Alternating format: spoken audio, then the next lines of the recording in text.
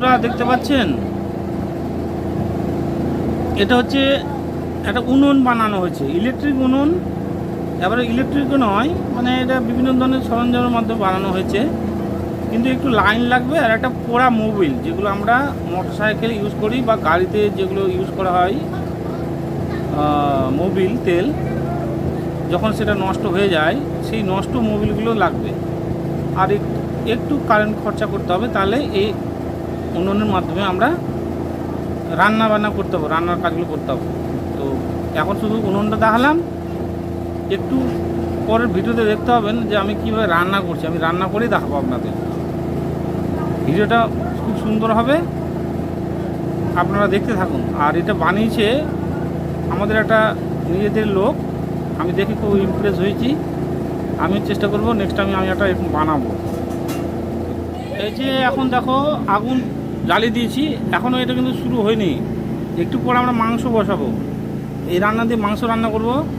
কিন্তু এটা normally set up করা হয়েছে, ভালোভাবে সেট আপটা হয়নি। হ্যাঁ, এই যে একটা দেখো যন্ত্র, এই যে একটা যন্ত্র, এই যে এটা হচ্ছে এই যে বললাম না একটু আগে পোড়া মোবিলের গল্প, ওইটা পোড়া মোবিল বসানো আছে। যখন ফাইনালি জ্বালাবো তখন দেখতে হবে, এটা একটা ডেমো চলছে।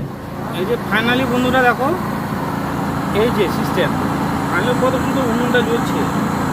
এটা হচ্ছে আমি ডেমো দেখাচ্ছি, খুব শর্টকাট ভিডিও বানাচ্ছি। হ্যাঁ, আর ওই যে তেলের সিস্টেমটা দেখো, যে পড়ছে দেখতে পাচ্ছ, এক ফোঁটা করে তেল পড়ছে। এটা আবার পুরা মোবিল, যে মোবিল তেল হয় সেগুলো, এখানে অন্য কিছু নাই। আর এখানে একটা সেট আপ করা হয়েছে, একটা ছোট্ট মোটর আছে। মাংস রান্না হবে এই যে বন্ধুরা বলেছিলাম মাংস রান্না হবে। এই যে আমাদের মাংস সেই একই উনুনের মাধ্যমে দেখো কেমন রয়েছে, দেখো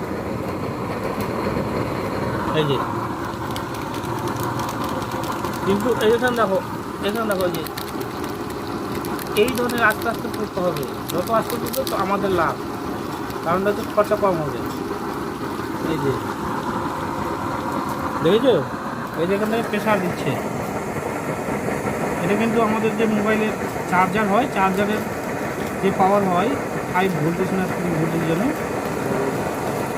ওই অনুপাতে এটা মোটর বসানো আছে।